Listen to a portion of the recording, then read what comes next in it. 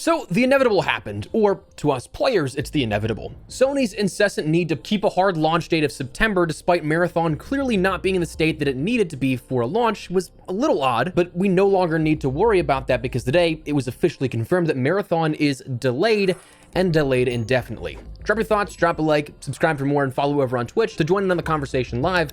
I'd love to chat with you, but for now, let's get into it. So, released today, the Marathon dev team announced the following. Thank you not only for your passionate feedback around the Marathon reveal and alpha playtest, but also for your patience while we took some time to listen closely and chart our next chapters. Through every comment and real-time conversation on social media and Discord, your voice has been strong and clear. We've taken this to heart, and we know we need more time to craft Marathon into the game that truly reflects your passion. After much discussion within our dev team, we've made the decision to delay the September 23rd release. The alpha test created an opportunity for us to calibrate and focus the game on what will make it uniquely compelling: survival under pressure, mystery and lore around every corner, raid-like endgame challenges, and Bungie's genre-defining FPS combat. We're using the time to empower the team to create the intense, high-stakes experience that the title like Marathon is built around. This means deepening the relationship between the developers and the game's most important voices, our players. Over the next few months, we'll continue closed testing, including participants from the alpha, to deploy gameplay updates and test new features as they come online. Some of our immediate focus areas will be upping the survival game through more challenging and engaging AI encounters, more rewarding runs with new types of loot and dynamic events, making combat more tense and strategic. They also want to double down on the Marathon universe by increasing visual fidelity, offering more narrative and environmental storytelling to discover and interact with, and offer a darker tone that delivers on themes of the original trilogy. And finally, they want to add more social experiences, stating they're going to work on a better player experience for solos and duos, and prox chat so social stories can come to life. Finally, they said, you'll hear from us again later this fall when we can share the progresses we've made alongside the game's new release date. Thank you again for the patience and, much more importantly, your passion. Your continued feedback will help us make Marathon the incredible gaming experience we all know it can be. So, a lot to unpack here, but firstly, this is probably the least surprising news that we've seen in a while in the gaming landscape. And I don't mean that in the way to try and shit on anyone involved with the project or those that enjoyed it, because honestly, as I'll mention again in this video probably, I loved the lore and storyline potential of it, and fundamentally I think that there's a good game to be had. It was not there during the tech tests and alphas and everything like that. It wasn't ready to launch if what we saw was any indication of how close they were to a final product. But we've seen the situations unfolding beyond that, the lackluster reveal, the art plagiarism debacle. It's been a rough few months since their reveal of Marathon. Frankly, I was really surprised that even just a few days ago, Sony had their earnings reports published that it still had them on track to lay out a live service launch of Marathon in September. I'm not sure if that was changed within the last few days or whatever, maybe delaying that announcement until after the earning report was made to maybe ease investor minds, who knows? But it does seem like it was kind of entirely a surprise, as it's even reported that most of Bungie found out about the delay as of that update from the dev team going public. That would be their first indication and knowledge of that happening. So zero heads up is not a great sort of capper on that story, but other things to note: gameplay changes. They stated a couple of different things here: more challenging and engaging AI encounters, more rewarding runs with new types of loot and dynamic events, increased visual fidelity, more combat, prox chat, better player experience with solos, duos, all that kind of stuff, which, while I think a lot of this stuff on this list is good, more rewarding runs, more dynamic events, I genuinely felt like when I played it that every match I jumped into was just kind of empty for those two things in particular. Visual fidelity and environmental storytelling is big. It's definitely nice to have that adjusted. The only thing that I think is a really standout thing as a huge gameplay opportunity, though, is the prox chat being added and a better player experience for solos and duos. But obviously, the game needs much more than just prox chat or solo and duo support, or making it better for those types of players. Both are hugely beneficial for their own areas and what they do, but both are only mere items on a checklist, not the actual list itself. They also mentioned they're going to continue the playtests, where over the next few months they're going to have this testing continue. And I think this is good, but I also think that it should be kind of limited in a sense, either in more in quantity and smaller in numbers of players associated with it, or something along those lines. Go, I think, more of a focus group method with it, where you can get the general player sentiment of all of these and just continuously get more and more feedback. But I think a restructure of some kind is needed, and doing small batch focused tech tests are hugely important in doing that. Yes, things will inevitably leak, but also at that same point, I think that would open up the feedback even further. Like we talk about Battlefield Labs is most recently the best example I can think of this because it's ongoing. That is something that everybody that partakes in that technically is under NDA, so nothing should be happening. But of course, the average Joes aren't going to care if they're blacklisted from future tech tests, or they're not going to pay attention to an NDA and they're going to kind of test their luck. So therefore, you see all this footage coming out about it, and along that track from start to where we are now, you've seen a lot of these improvements made, some of which even being something that is benefited off of the community feedback of those people seeing the leaks.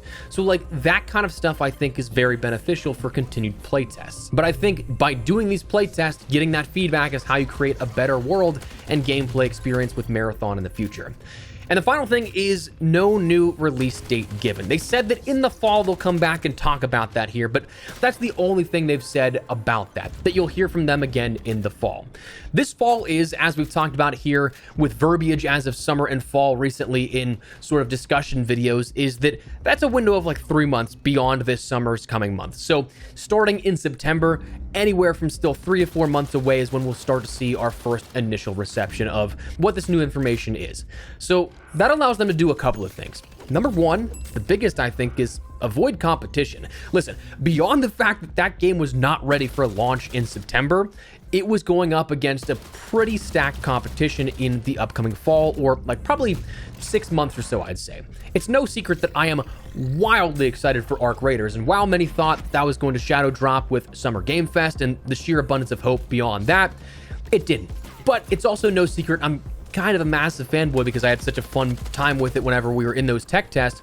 But objectively speaking, Arc Raiders had a leg up on Marathon in almost every conceivable metric, which if both were launching in late September to then a month later in late October, yeah, Marathon might get those early sales for a direct comparison, but I don't think that it would have won the long-term war at all if you're just comparing the two directly. And then you add in the fact that Tarkov is finally teetering on the edge of a 1.0 full launch after how many years. The extraction genre is going to have a lot of fighting competition here, especially if all three were supposed to launch. And I think that going up against those other two, Marathon would have lost. By simply coming back to announce progress or a new release date, you avoid all of that and honestly alleviate a ton of pressure there may be. We don't know what this new announcement will be, if it's just the new release date or if it's something that's like a sort of update on the game's development, plus here's when we're going to go live next, or if it's going to be something that's like a roadmap to launch or whatever. But either way, it alleviates and relieves a lot of stress and pressure. Number two, they can also go at their own pace with this. Again, coming back to it, this fall's announcement could be something that is a developer roadmap per se. Like maybe it's something that we don't see the game launch until next September, maybe Q1 of 2027 even, where it's a massive delay. But it's something that they can control the sort of output and the messaging they want here, and also take into consideration all of the feedback they have right now. I'm sure that it's like DEFCON 1 over at Bungie when it comes to this topic of discussion right now. It's probably one of those things that they're scrambling, they're trying to figure out what to do, but this allows them to utilize all this feedback they've gotten, and if they really think that they can and need to, they can do as much a restructure as possible and then anticipate however much time it still needs in the oven to bake. So that's something that's definitely nice. So I guess the final question that comes down to everything this discussion here is, I mean, will this be enough? Because here's the thing. First impressions are literally everything, especially on the internet. The internet does not forget. Even if you completely redesign the game, does with the general public and that sentiment around the game, what they've seen already, negatively affect the perception of whatever may come next? Like, is this one of those cases where it could be a No Man's Sky situation, but sort of like condensed down into a year's time frame instead of half a decade, where No Man's Sky at launch seemed absolutely foobar. But if you look at it now, that community is thriving, they're still doing great updates, and the game is in an incredible state, especially by comparison to where it was whenever it launched. So let's just theoretically say Marathon can somehow do that in a 6 to 18 month time frame. You completely alter what the game is. Is that enough, though, to end up getting people back on their side? The problem that I grapple with personally, as someone who wants the game, and honestly, all games to succeed, is that I don't know how you can make it different enough now from what you showcased to where it's something that is widely accepted by the masses.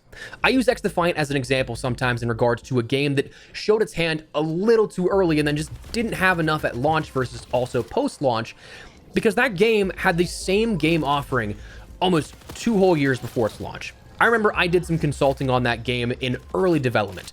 Nearly everything that was at launch was in that same build that I had played 2 years earlier. There was minimal new content, minimal changes. So if you have a game that really no one enjoyed with minimal content and not a whole ton planned for the future, like we know of the map shortly after launch of the UESC Marathon ship, but then where do you go from there after that? You mix that in with the first impressions being so negatively connotated, and unless you like double the content output, you change so much of the core DNA of the game, whether it be gameplay like the runner types or the art direction or whatever the case may be, I don't know how you rectify it to inspire confidence again, because there's always going to be that lingering thing in the back of their mind of like, well, what you showed us wasn't that good. And so it's this weird thing because, like I said, I love the lore and the interest of the storyline. That cinematic they did was so sick. And I think that if you look at most of the comments, I could be misremembering this, but I remember on like the launch day of that, all the comments around that cinematic were super positive. But when you looked at the gameplay trailers and the sort of gameplay rundown explainer videos, the core gameplay loop was not what people liked. So like, do you pivot and make this a narrative game with a campaign, or incorporate like a PvE storyline or something on top of that where you do also have the PvP core elements of what you have now?